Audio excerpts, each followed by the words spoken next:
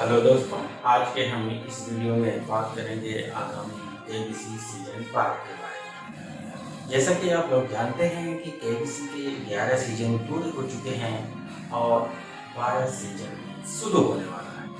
KBC के season 12 में किस प्रकार के प्रश्न पूछे जाएंगे, इसी से रिलेटेड हम महत्वपूर्ण तथ्यों को लेकर के आए हैं आपके सामने।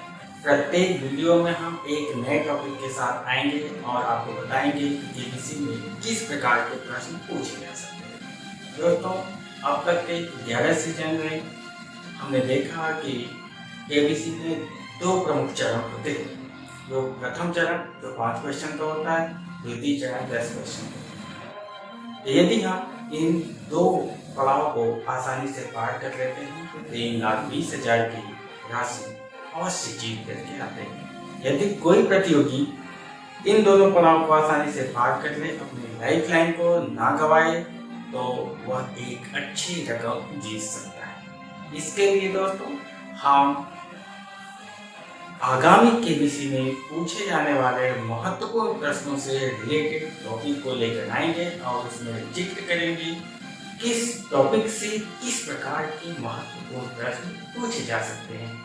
तो जो आज हम टॉपिक लेकर आए हैं वह है धारा 370 35A। धारा 370 और 35A का समापन के पश्चात बने 2 केंद्र शासित प्रदेश जम्मू कश्मीर तथा लद्दाख से रिलेटेड प्रमुख तथ्यों के बारे में हम बात करेंगे। तो आइए दोस्तों, देखते हैं धारा 370 क्या है। धारा 370 हमारे संविधान का एक कानून है जिसके तहत जम्मू कश्मीर राज्य को एक विशेष दर्जा दिया गया है। धारा 370 का जिक्र भारतीय संविधान के भाग नंबर 21 में जिक्र किया गया। यह धारा पूर्व प्रधानमंत्री पंडित जवाहरलाल नेहरू तथा जम्मू कश्मीर के राजा हरि सिंह के मध्य हुए समझौते के बाद जोड़ा गया,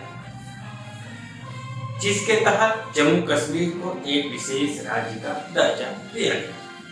धारा 370 को 26 जनवरी 1957 को लागू किया गया। धारा 370 के अंतर्गत भारतीय संविधान जम्मू कश्मीर के मात्र 3 मामलों में ही अपने नियम कानून बना सकती है। वह मामले हैं रक्षा मामला, विदेशी मामला और संचार के क्षेत्र। बाकी सभी क्षेत्रों में नियम कानून बनाने के लिए भारतीय संविधान को भारतीय संसद को उस राज्य से परमिशन जरूरी होता है या उस राज्य की मंजूरी लेनी जरूरी होता है। धारा 370 लागू होने से या धारा 370 होने से जम्मू कश्मीर कैसे भारत के अन्य राज्यों से अलग है। धारा 370 की वजह से जम्मू कश्मीर में दोहरी नागरिकता, वहां का राष्ट्रीय ध्वज अपने आप में अलग है। जम्मू कश्मीर के विधानसभा का कार्यकाल अन्य राज्यों के विधानसभा के कार्यकाल से भिन्न।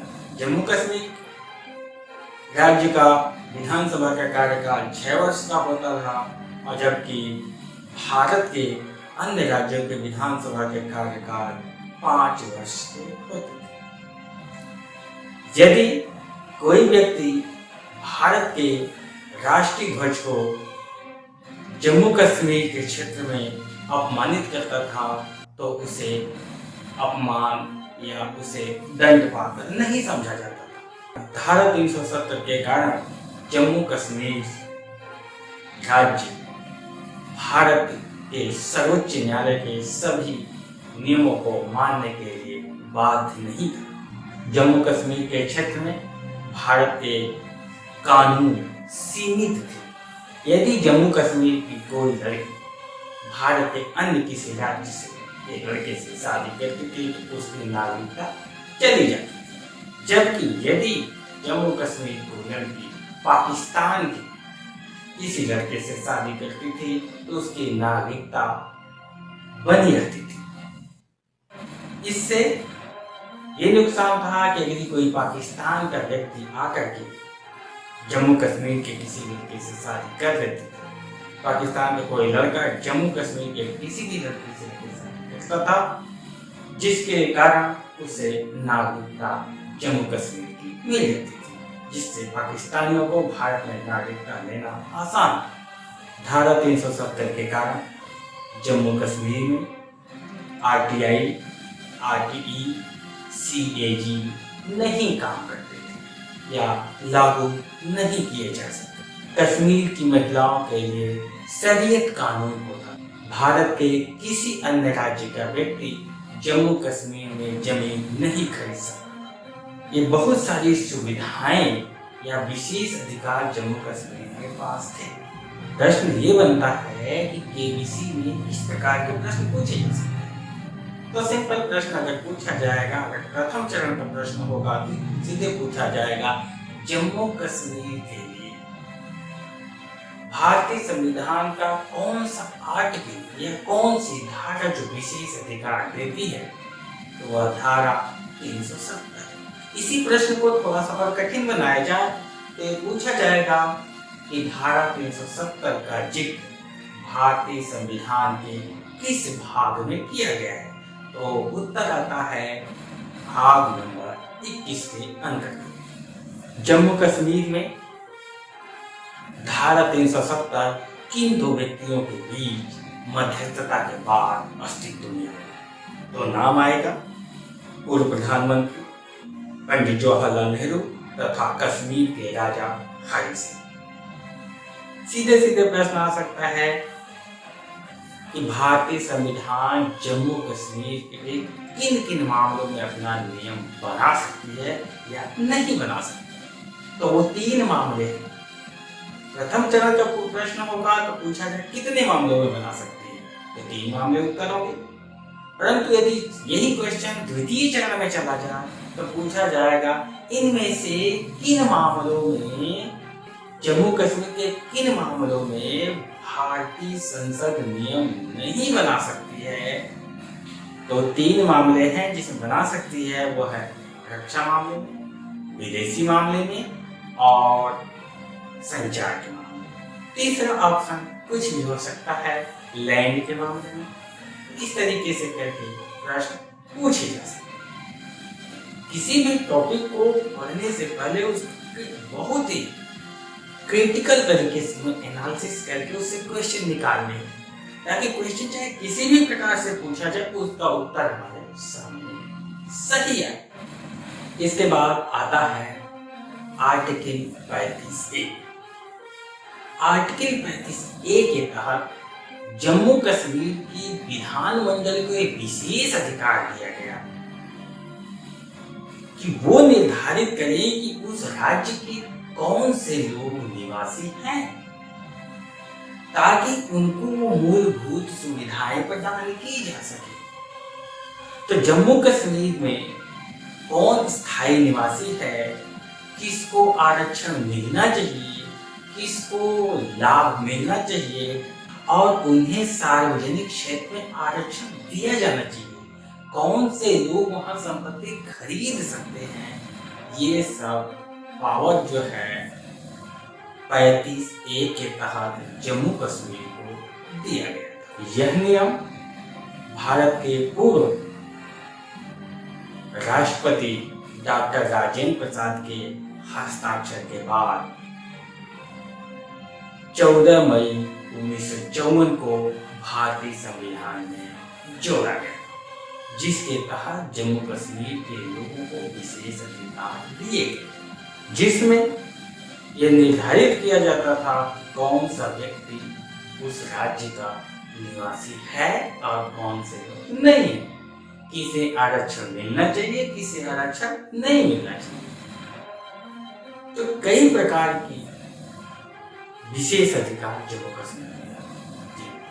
तो सीधा सीधा प्रश्न आता है कि भारतीय संविधान में 35A का संबंध किस राज्य से है, या 35A किस राष्ट्रपति के सिग्नेचर के बाद और जम्मू कश्मीर को विशेष अधिकार दिए जाने का दर्जा प्राप्त हुआ?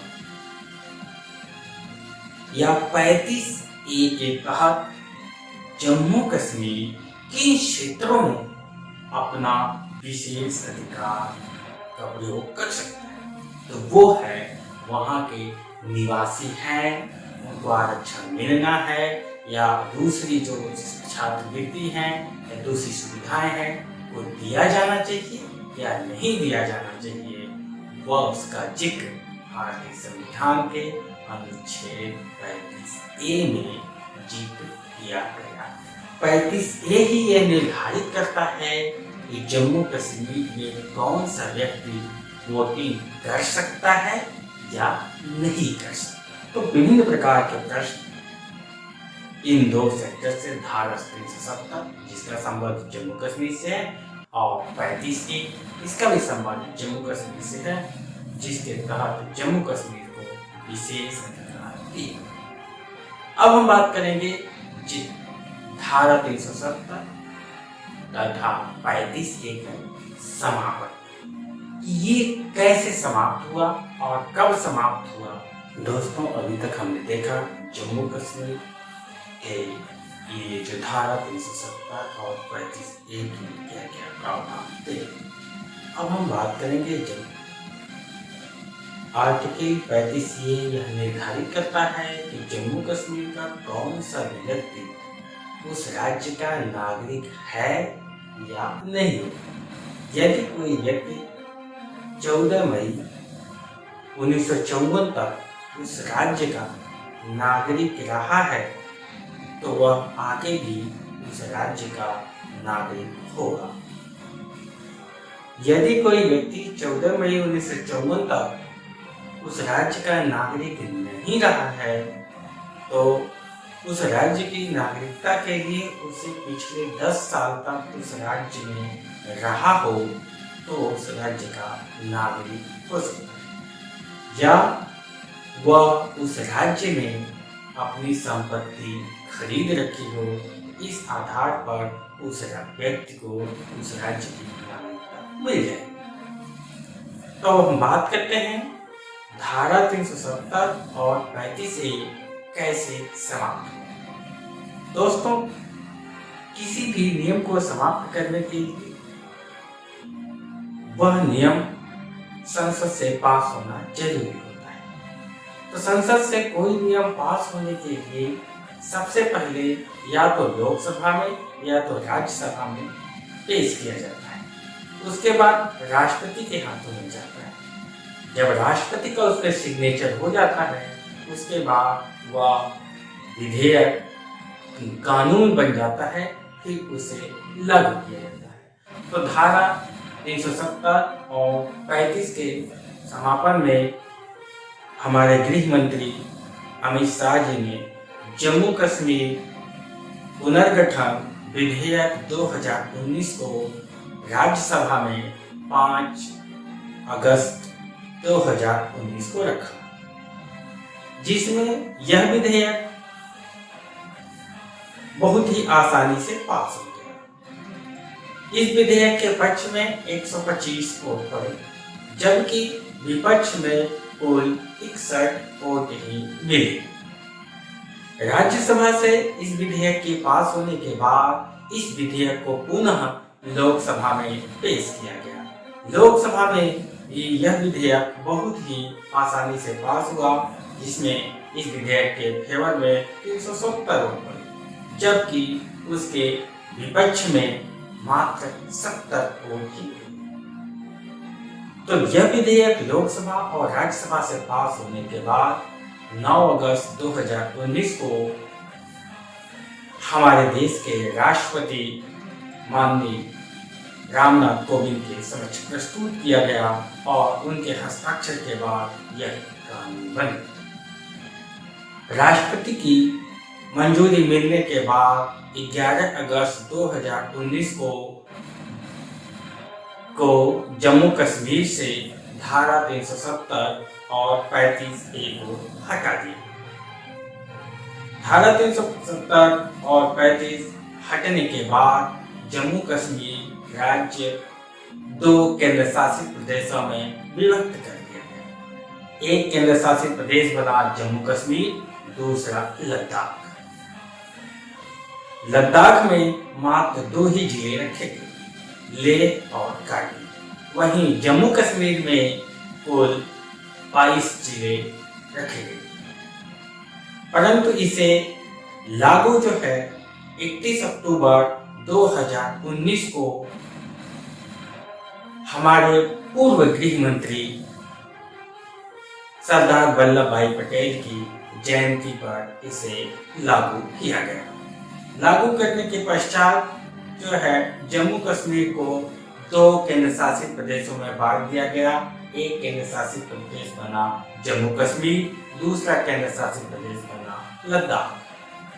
जम्मू कश्मीर में कुल 22 जिले रखे गए, वहीं लद्दाख में मात्र 2 जिले रखे गए। तो दोस्तों इस प्रकार से भी कई बार प्रश्न पूछे गए। तो दोस्तों इस प्रकार से प्रश्न पूछे जा सकते हैं कि जम्मू कश्मीर को जब केंद्र शासित प्रदेश बनाया गया तो किसके जयंती पर इसे लागू किया गया? तो वो प्रश्न का उत्तर आता है सरदार वल्लभ भाई पटेल। इस तरीके से हम ये भी देख सकते हैं कि सरदार वल्लभ भाई पटेल की जयंती 31 अक्टूबर को है। इसके बाद भारत में अब 28 राज्य रह गए और 9 केंद्र शासित प्रदेश बन गए। अब जम्मू कश्मीर में भी अन्य राज्यों की अपेक्षा कोई भी व्यक्ति जाकर के जमीन खरीद सकता है। जम्मू कश्मीर में विधानसभा और विधानसभा का कार्यकाल अन्य राज्यों की तरह ही 5 साल का है। जम्मू कश्मीर के लिए एक उपराज्यपाल है। धारा 370 हटने के समय जम्मू कश्मीर के राज्यपाल सत्यपाल मलिक थे। अब जम्मू कश्मीर में धारा 356, 360 तथा RTI लागू हो सकता है। तो ये कुछ महत्वपूर्ण तथ्य हैं जो कि जम्मू कश्मीर के धारा 370, 35 और उसके समापन से संबंधित है। इसी में अब हम बात करते हैं कि धारा 370 तथा 35A और उसके समापन से रिलेटेड महत्वपूर्ण प्रश्न क्या क्या पूछे जा सकते हैं। तो सबसे पहला प्रश्न पूछा जा सकता है, राज्य के रूप में जम्मू कश्मीर की स्थापना कब हुई? तो उत्तर आता है 26 अक्टूबर 1947 को राज्य के रूप में जम्मू कश्मीर की स्थापना हुई। जम्मू कश्मीर में धारा 370 कब लागू हुआ? तो उत्तर आता है इसका 17 अक्टूबर 1949 को जम्मू कश्मीर में धारा 370 लागू हुआ। इसी में प्रश्न आता है कि 35A कब लागू हुआ? तो 35A जम्मू कश्मीर में 14 मई 1954 को लागू हुआ। अगला प्रश्न आता है, जम्मू कश्मीर का संविधान कब लागू हुआ? तो जम्मू कश्मीर का संविधान 26 जनवरी 1957 को लागू हुआ। 26 जनवरी 1957 को जम्मू कश्मीर का संविधान लागू हुआ। वर्तमान में विशेष राज्य का दर्जा पाने वाले राज्यों की संख्या कितनी है? तो वो 10 है, जिसमें से कि नाम आता है 7 सिस्टर में नाम आएगा मेघालय, असम, अरुणाचल प्रदेश, नागालैंड, मणिपुर, मिजोरम, त्रिपुरा। इन 7 राज्यों को विशेष राज्य का दर्जा दिया गया है। साथ साथ सिक्किम को भी विशेष राज्य का दर्जा मिला हुआ है। अगर हम उत्तर भारत में आते हैं तो उत्तर भारत में 2 राज्यों को विशेष राज्य का दर्जा दिया गया है, जिसमें नाम आता है हिमाचल प्रदेश तथा उत्तराखंड। इस तरीके से हम देख सकते हैं कि वर्तमान में कुल 10 राज्यों को ही विशेष राज्य का दर्जा मिला हुआ है। जिन राज्यों को विशेष राज्य का दर्जा मिला हुआ है उन राज्यों को केंद्र सरकार के द्वारा दी गई संपूर्ण राशि का 90% अनुदान के रूप में दिया जाता है, जबकि 10% जो राशि दी जाती है वह ब्याज के रूप में दी जाती है। तो विशेष राज्य का दर्जा प्राप्त करने से राज्यों को इस प्रकार से लाभ मिलता है।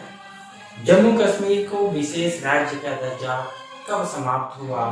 तो राज्यसभा में जब विधेयक पास हुआ 5 अगस्त 2019 को से जम्मू कश्मीर के विशेष राज्य का दर्जा समाप्त हुआ।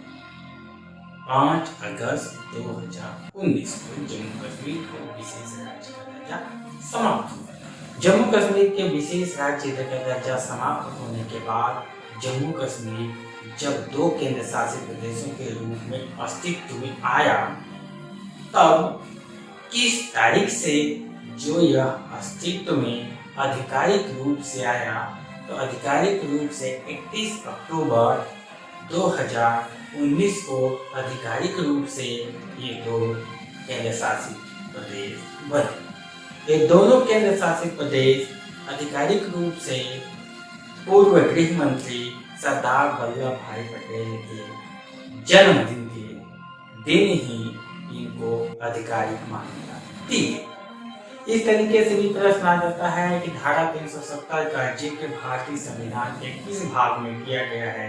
तो धारा 370 का जिक्र भारतीय संविधान के भाग नंबर 21 में किया गया है। कुछ इस प्रकार से भी प्रश्न आ सकते हैं कि जब जम्मू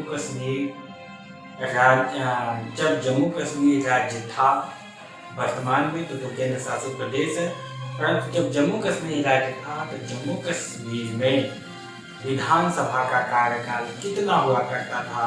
तो 6 वर्ष का होता था, अब 5 वर्ष का होगा। जम्मू कश्मीर से धारा 370 हटने के बाद अभी भी धारा 370 के 3 खंडों का कौन सा खंड विद्यमान है? तो खंड नंबर 1 आज भी लागू है। 2 खंड समाप्त हो गए, 2 और 3 को समाप्त कर दिया गया। खंड नंबर 1 अभी भी जम्मू कश्मीर में लागू है। तो ऐसे में कुछ पूछा जा सकता है कि धारा 370 के कौन से खंड को जम्मू कश्मीर से नहीं हटाया गया है? तो खंड नंबर 1 उत्तर आता है। तो इस तरीके से बहुत सारे प्रश्न बनाए जा सकते हैं और बहुत सारे प्रश्न पूछे जा सकते हैं। तो दोस्तों, धारा 370, 35A और उसके समापन से रिलेटेड ये कुछ महत्वपूर्ण जानकारियां थी जो कि आगामी परीक्षाओं में तथा केबीसी में पूछे जाने की बहुत अधिक संभावना है। तो दोस्तों, इसे ध्यान से देखें और आप भी पढ़ें, तो बहुत ही बारीकी से इसको पढ़ें और हर एक पॉइंट पे कोई न कोई प्रश्न क्रिएट करने की कोशिश करें। इसी तरीके से हम प्रत्येक वीडियो में एक नए टॉपिक के साथ आते रहेंगे। तो अगला वीडियो देखने के लिए सब्सक्राइब करें हमारे channel Shri Ganesh coaching centre को। धन्यवाद।